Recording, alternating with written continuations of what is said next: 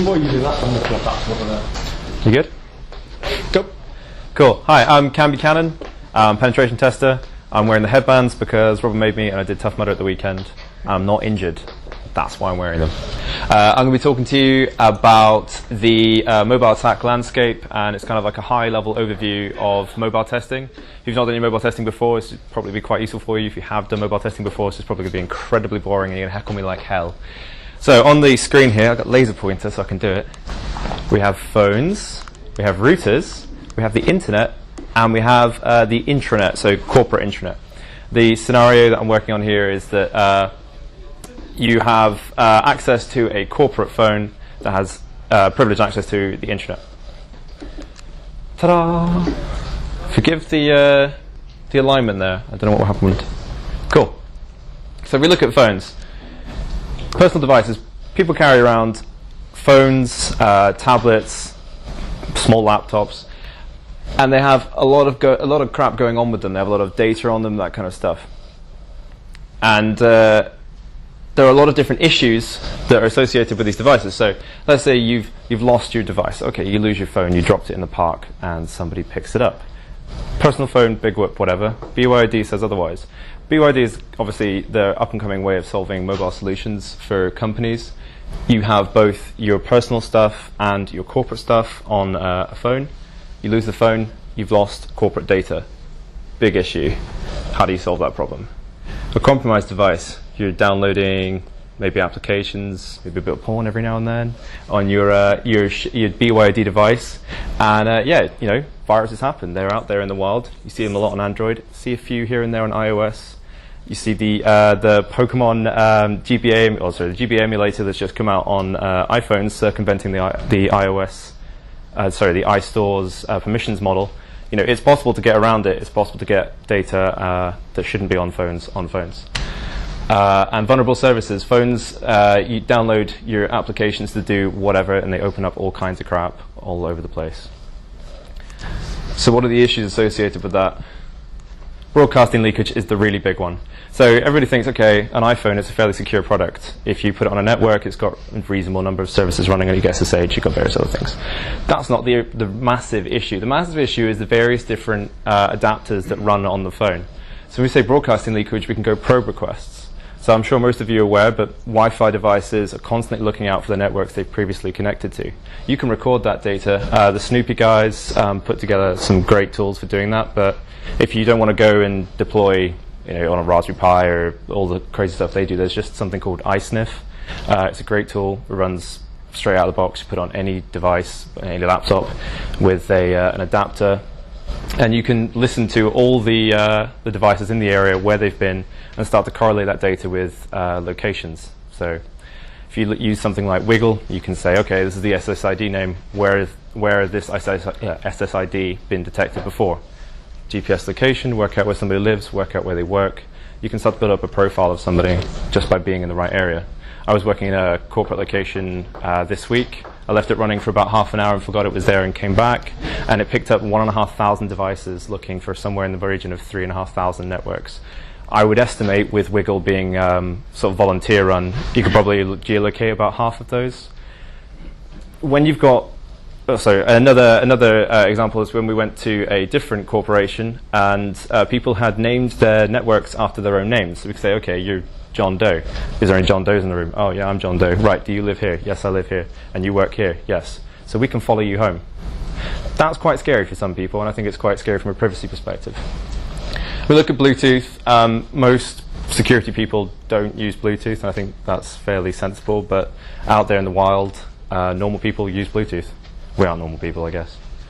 You get yourself something like the Ubertooth from Hack5, and you can start to do exactly the same thing with the probe requests as you did. Exactly with Bluetooth as you did on the probe request, and start to see what people are connected to.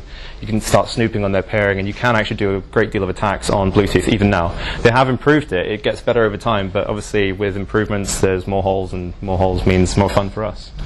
And NFC, we all know about Charlie Miller doing his crazy stuff. It's a big area that's being opened into now. Everybody wants to use it, sort of contactless payments, that kind of stuff. There are a lot of attacks that you can throw at that. The stack, I think, has been fixed but it's only temporarily been fixed. I'm getting some smiles from Tim, which means it's not fixed, because Tim knows all. So how can we solve these problems? How can we mitigate the fact that the device you're carrying around in the pocket is telling everybody where you've been, what you connect to, and potentially like the payments you've done like that? Well, there's a lot of work going into secure Android builds or secure phone builds. So the black phone is a good example.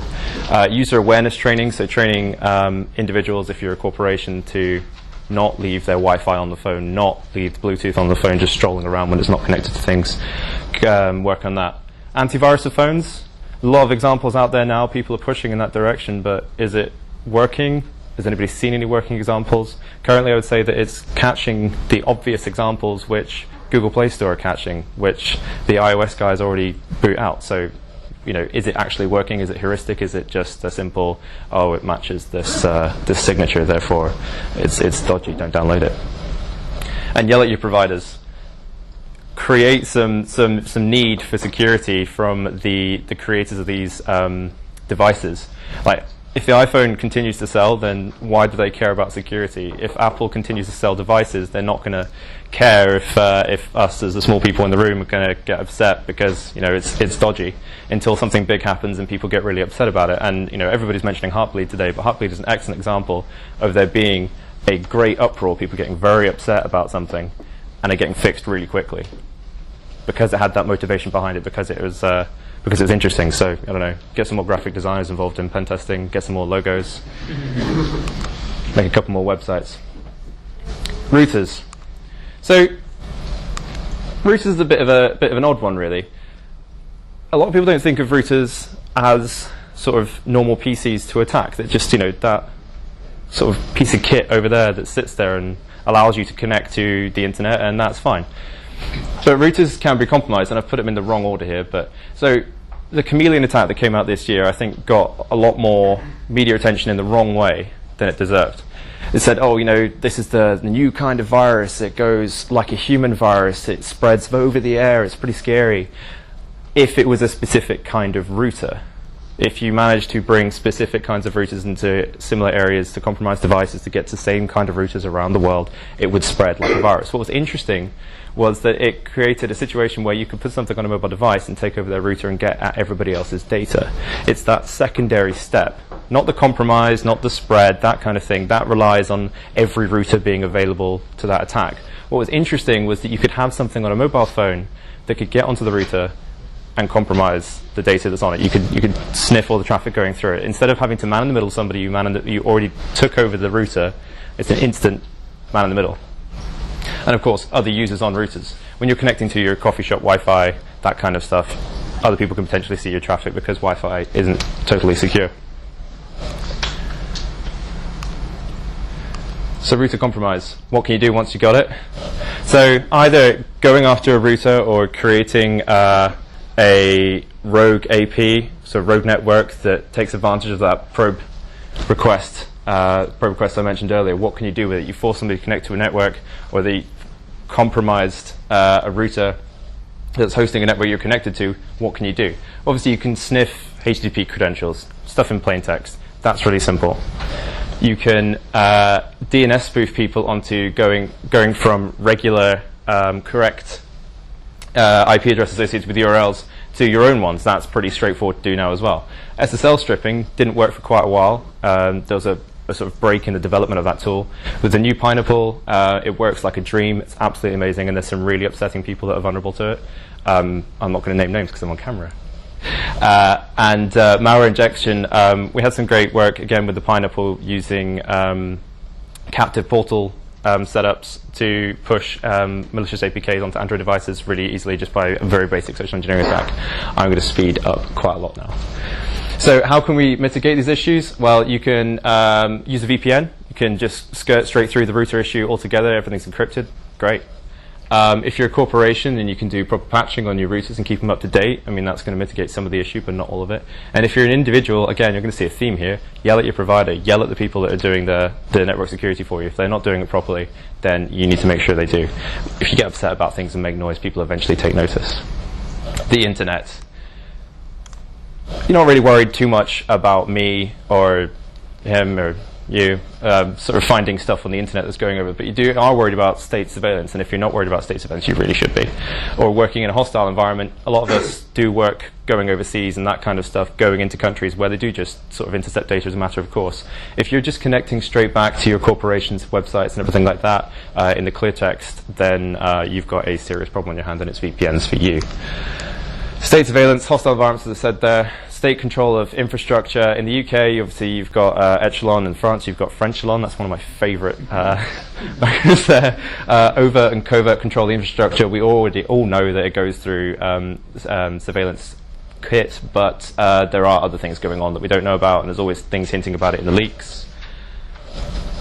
How do we mitigate against this? Oh, look, it's a VPN again. You couldn't possibly work out that worked for a company that sells VPNs. Don't use a phone. You know, go back to using a Nokia. Do you really need internet on your phone? Move to Sweden. Sweden's a nice place. More privacy concern over there. And if the worst comes to worst, cry deeply. Someone might take pity on you, and you can yell at your provider whilst you're crying. Finally, the intranet. So this is what the end goal is, and it's less of sort of like vulnerabilities here, more of what happens, and a bit of focus on mitigations. VPN endpoints. So if you are using a VPN all the way through this, you can go straight into the network in a lot of cases, and they're not using proper landing zones. And yes, pivoting power. I'll just explain that now.